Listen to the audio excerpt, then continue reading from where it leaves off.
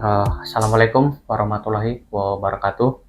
Salam sejahtera, salam kebajikan, dan salam namo buddhaya. Apa kabar Bapak Ibu dan saudara-saudara sekalian? Semoga dalam keadaan sehat serta dalam lindungan Tuhan Yang Maha Esa ya. Baik, pada hari ini channel Diong Advokat bersama LBH Pendidikan Indonesia kembali membuat podcast. Channel Diong Advokat adalah channel yang memberikan edukasi, pengertian, serta penjelasan terkait hukum.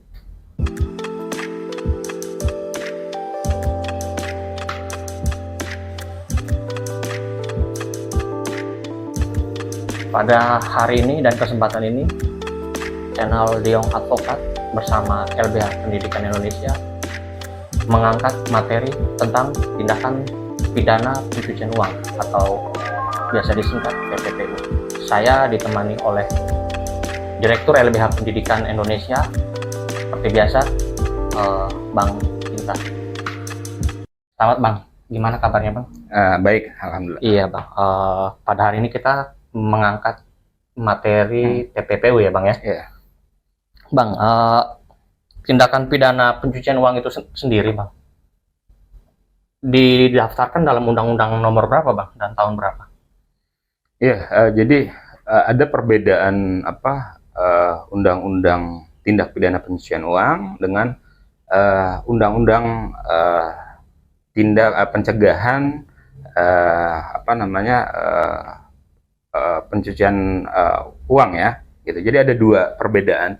Jadi sebelum adanya Undang-Undang Nomor 8 Tahun 2010 yang sekarang namanya Undang-Undang Pencegahan dan Pemberantasan Tindak Pidana Pencucian Uang, dengan undang-undang sebelumnya ya terkait dengan tindak pidana pencucian uang. Jadi saat ini yang terbaru adalah Undang-Undang Nomor 8 Tahun 2010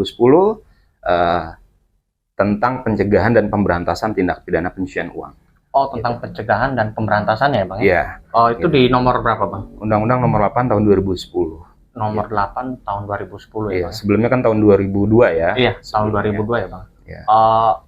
Berarti ketika adanya Undang-Undang Nomor 8 tahun 2010 ini, setidaknya pada saat ini, hari ini, masih bisa nggak mengikuti Bang dengan pergolakan-pergolakan terkait tindakan pencucian uang itu Bang? Ya, memang di undang-undang yang sekarang itu ditambahkan namanya adalah Undang-Undang Pencegahan dan Pemberantasan Tindak Pidana Pencucian Uang. Kalau sebelumnya kan Undang-Undang Tindak Pidana Pencucian Uang gitu ya. Jadi ada peran aktif dari pencegahan dan pemberantasan tindak pidana pencucian uang itu sendiri, gitu loh, dari negara, dalam hal ini aparatur penegak hukumnya, seperti itu. Oh, berarti sampai saat ini di tahun 2024 ini Undang-Undang yang nomor 8 tahun 2010 ini masih bisa dipakai ya, masih bisa make sense ya Bang ya? Iya, masih efektif untuk diterapkan. Ya? Baik Bang. Nah, pengertian tindak pidana pencucian uang ini seperti apa sih Bang? Menurut undang-undangnya ataupun yang sepengetahuannya Abang seperti apa? Iya, jadi kalau bicara apa sih yang dimaksud pencucian uang gitu, kalau di pasal 1 ayat 1-nya ya kan menjelaskan bahwa segala tindakan yang diatur berdasarkan Undang-Undang Nomor 8 Tahun 2010 ya, pasal 1 ayat 1 Undang-Undang Nomor 10 Tahun 2010. Akan tetapi yang dimaksudkan predikat crime ya, ada istilahnya tuh predikat crime. Apa itu predikat crime? Tindak pidana awal seseorang bisa diindikasi melakukan tindak pidana pencucian uang sebagaimana diatur dalam pasal 2-nya. Itu ada sekitar 24 predikat crime atau kejahatan awal yang bisa diklasifikasikan sebagai tindak pidana pencucian uang. Di antaranya korupsi, penyuapan, tindak pidana terorisme, perbankan, bea cukai, ya kan, kepabeanan.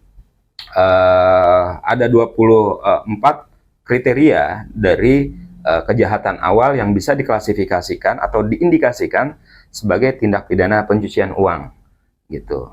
Baik Bang.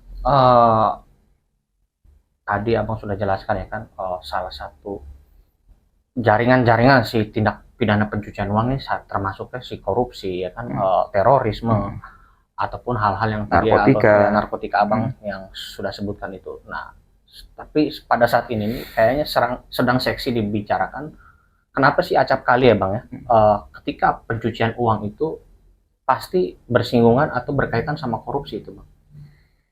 Ya, jadi kalau bicara kaitan korupsi dengan tindak pidana pencucian uang itu memang sangat erat ya kaitannya. Karena apa? Bicara korupsi, yang dimaksud korupsi kan adalah bicara adanya pejabat negara atau penyelenggara negara yang merugikan keuangan negara, yaitu suap tadi ya, gitu loh, korupsi gitu loh. Yang dimana mereka pelaku tindak pidana korupsi pasti akan menyamarkan hasil kejahatannya, ya kan, agar tidak bisa terlacak atau kebaca gitu ya. Maka itu hasil kejahatan tindak pidana korupsi atau suap menyuap tadi itu disamarkan seolah-olah hasilnya itu uang yang didapatkan atau harta yang didapatkan itu adalah secara patut tidak bertentangan dengan undang-undang.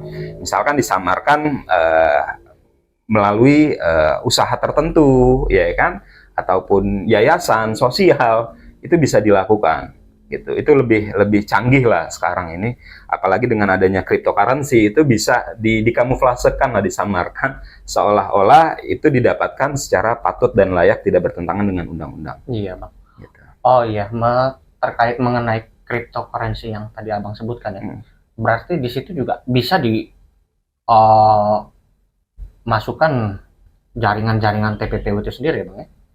Ya, karena kan namanya pencucian uang ya, jadi disamarkan tuh. Apalagi cryptocurrency ini kan tidak perlu identitas yang apa, nama sebenarnya kan bisa pakai anonim dan sebagainya, sehingga transaksi-transaksi apa, misalkan tindak pidana korupsi atau penyuapan tadi itu bisa disamarkan melalui cryptocurrency tadi, seperti itu. Iya, baik bang. Terkait TPPU ini ya bang ya, karena kan dia tuh yang seperti abang sampaikan tadi, jaringannya tuh bisa kemana-mana ya kan, bisa sampai ke korupsi, terus narkotika maupun cryptocurrency. Nah bang, dalam undang-undang TPPU ini masuk ke ranah pidana kan ya bang. Ketika terindikasi TPPU, kita perlu nggak bang, yang ketika sudah masuk ke jaringan-jaringan itu harus ada pembuktian awalnya?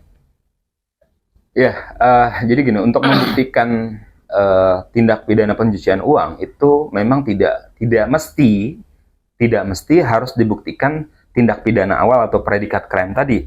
Apakah kejahatan awalnya dari korupsi kah, penyuapan kah, terorisme, narkotika gitu ya, dan sebagainya, perbankan gitu loh.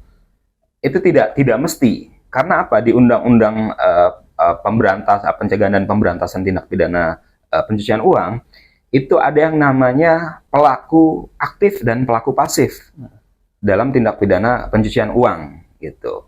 Nah, kalau misalkan pelaku pasif, misalkan gitu ada 2 orang, maka itu di pasal 1 ayat 15 Undang-Undang pemberantasan dan pencegahan tindak pidana pencucian uang, itu ada yang namanya permufakatan jahat gitu untuk melakukan tindak pidana pencucian uang. Gitu loh. Apa yang dimaksud dengan permufakatan jahat? Permufakatan jahat adalah 2 orang yang bersepakat untuk melakukan tindak pidana pencucian uang. Nah, misalkan hasil korupsi dari si A menerima suap, ya kan? Lalu si A ini mentransferkan kepada si B, misalkan. Iya. Nah, si B ini diberitahukan oleh si A, gue baru terima suap nih, gitu. Dia misalkan seorang ASN atau pejabat negara, penyelenggara negara, gitu loh. Gue suruh transfer ke lu ya, misalkan nih, si A ini bertransaksi dengan si X misalkan, dia karena untuk memutus mata rantai agar tidak terlacak oleh PPATK misalkan, gitu loh, dia menggunakan rekening si B, gitu loh, ini gue taruh di rekening lu ya. Nah, si B ini adalah bisa dikenakan sebagai pelaku pasif dari tindak pidana pencucian uang, sedangkan si X tadi yang mentransfer ke rekening si B itu sebagai pelaku aktif gitu. Iya ya. Oh, ada si pelaku pasif dan si pelaku aktif ya. Yang abang sudah jelaskan itu. Iya bang. Abang juga menyinggung ini ya bang. Ketika TPPU ini pasti ada Abang singgung tadi mengenai bank ya, maupun rekening nih Bang. Nah, dengan adanya penerapan Undang-Undang Nomor 8 tahun 2010 itu Bang, apalagi aliran dananya pasti ke rekening atau ke bank ya Bang ya. Itu seperti apa sih Bang? Bertentangan nggak sih Bang dengan undang-undang perbankan yang khususnya ini tentang kerahasiaan data nasabah itu Bang? Ya, maka itu bank hari ini perbankan itu juga menerapkan asas kehati-hatian nasabah. Jadi bank ini harus mengetahui profil dari nasabah. Itu apakah nasabah ini punya permasalahan hukum atau tidak? Bagaimana dia mendapatkan keuangannya? Dari mana hasil yang layak atau tidak? Bertentangan dengan hukum atau tidak? Nah, sehingga calon nasabah ini kan ketika ingin membuka rekening gitu loh, itu sangat selektif. Untuk apa? Ya tadi si perbankan atau bank gitu loh, menerapkan asas kehati-hatian terhadap nasabah. Sehingga si bank sendiri mengenal siapa profil si nasabah gitu. Jadi tidak bertentangan dengan undang-undang perbankan ya, apalagi khususnya berkaitan dengan data kerahasiaan nasabah. Data kerahasiaan nasabah. Nah, apabila begini Bang,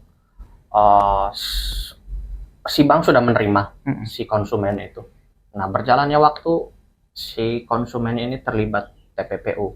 Nasabah ya. Nasabahnya ya kan. Terlibat TPPU.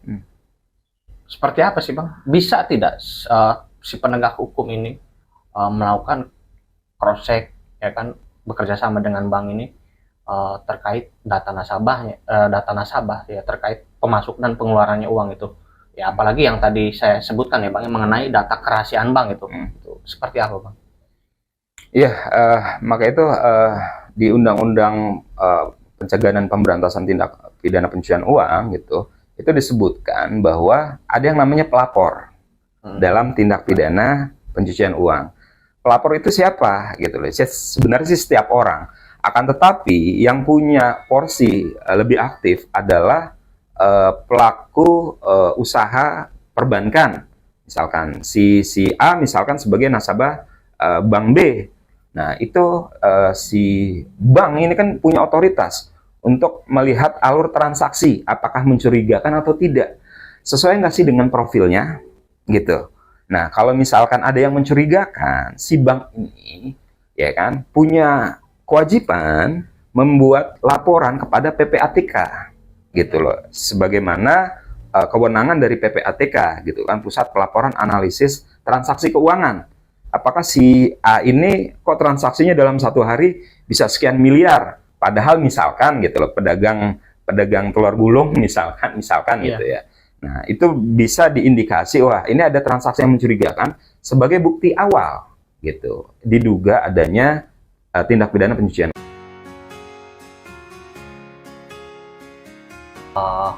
Tadi Abang sudah berbicara ya kan, dan berdiskusi dengan saya terkait Undang-Undang Tindakan Pidana Pencucian Uang ini atau TPPU beserta pengertiannya, serta hal-hal apa yang menyangkut yang masih ada keterkaitannya dengan TPPU ini ya Bang.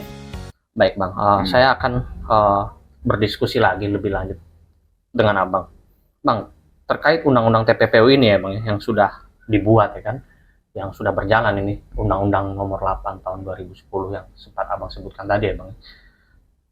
Mengapa para penegak hukum masih sangat sulit sih Bang menelusuri alur para pelaku TPPU ini? Kalau dari perspektif saya sebenarnya tidak terlalu sulit ya, karena ini bicara komitmen sih. Gitu. Karena apa? Ini kan perlu komitmen semua pihak, dalam hal ini aparat penegak hukum, pihak terkait misalkan perbankan juga gitu loh, untuk bisa serius gitu loh, untuk memutus mata rantai dari tindak pidana pencucian uang gitu. Karena apa? Pelaku tindak pidana pencucian uang ini kan pasti punya trik gitu loh, untuk siasat agar tidak bisa terlacak gitu. Nah, oleh karena itu buat saya ya perlu peran aktif dari pihak perbankan gitu loh, atau bank gitu loh, bisa melihat gitu alur transaksi seseorang. Misalkan saya bikin contoh, ada mantan terpidana kasus korupsi misalkan. Nah, profil dia ini kan pernah melakukan tindak pidana korupsi. Nah, seharusnya itu kan bisa diawasi gitu, atau mantan terpidana kasus narkotika yang alur transaksi keuangannya di rekeningnya itu sangat fantastis gitu. Ketika dia selesai menjalankan putusannya itu tetap harus dipantau. Kemana aja nih alur transaksi keuangannya gitu. Ya buat saya sih sebenarnya tidak sulit, tapi memang perlu ada komitmen bersama dan secara serius. Oh iya, baik Bang. Mengenai ini juga Bang, apakah si penerima aliran dana TPPU itu bisa dikenakan sanksi pidana ya kan, berdasarkan Undang-Undang Nomor 8 Tahun 2010 itu Bang? Bisa, bisa, Sangat bisa ya Bang? sangat bisa ya, gitu. Baik ya, asalkan mungkin ada pembuktian-pembuktian yang sangat detail ya Bang ya? Iya, selama itu bisa dibuktikan gitu loh. Pada prinsipnya TPPU ini tidak berdiri sendiri gitu loh. Tapi dijuntokan dengan tindak pidana asal ya, gitu loh. Nah, jadi kalau misalkan ada seseorang diduga sebagai pelaku tindak pidana pencucian uang, ya peran dia apa? Apakah dia pelaku aktif atau pelaku pasif, gitu. Iya Bang. Untuk terakhir pembicaraan kita nih Bang, menurut Abang ya kan, hal yang masih belum maksimal diterapkan di Indonesia ini terkait undang-undang TPPU seperti apa sih Bang? Ya, tadi kalau menurut saya komitmen dalam artian ya kan sekarang negara ini sudah ada perangkatnya seperti PPATK gitu loh. Apakah PPATK ini sudah diberdayakan secara maksimal gitu loh. Walaupun mungkin peran PPATK lebih kepada pencegahan ya, lebih diprioritaskan ke pencegahan gitu loh. Ya, PPATK itu kan bisa melihat atau mengintip gitu loh alur transaksi keuangan seseorang karena dia diberikan otoritas oleh undang-undang gitu loh. Nah, tadi pihak perbankan gitu loh. Ya kalau misalkan sudah diketahui profil seorang nasabah ini punya catatan hitam dari kasus tindak pidana misalkan yang menggunakan alur transaksi rekening perbankan, ya itu kan seharusnya diawasi gitu loh, termasuk circle-nya gitu loh untuk bisa diusut seperti itu. Iya, berarti harus ada lebih bersinergitas lagi antara si penegak hukum, PPATK dan perbankan itu ya Bang ya? Iya. Bapak Ibu, saudara-saudari sekalian, terima kasih sudah mengikuti podcast kami pada hari ini terkait tindakan pidana pencucian uang atau TPPU. Gimana dengan penjelasan kami? Semoga dapat bermanfaat serta mendapatkan pembelajaran dari apa yang sudah kami diskusikan setelah penjelasan-penjelasan dari Direktur LBH Pendidikan Indonesia, Bang Kinta. Terima kasih juga Bang atas waktunya sudah menyempatkan hadir di podcast pada hari ini. Ya, sama-sama. Terima kasih. Apabila Bapak Ibu dan saudara-saudara sekalian yang mengalami problematika terhadap kasus hukum baik pidana, perdata ataupun tata usaha negara, bisa menghubungi nomor yang ada di kolom deskripsi yang kami masukkan. Sebelum mengakhiri podcast pada hari ini, saya mengutip beberapa adagam hukum. Genstraf zonder schuld. Tiada hukuman tanpa kesalahan. Terima kasih sudah mengikuti podcast kami. Assalamualaikum warahmatullahi wabarakatuh.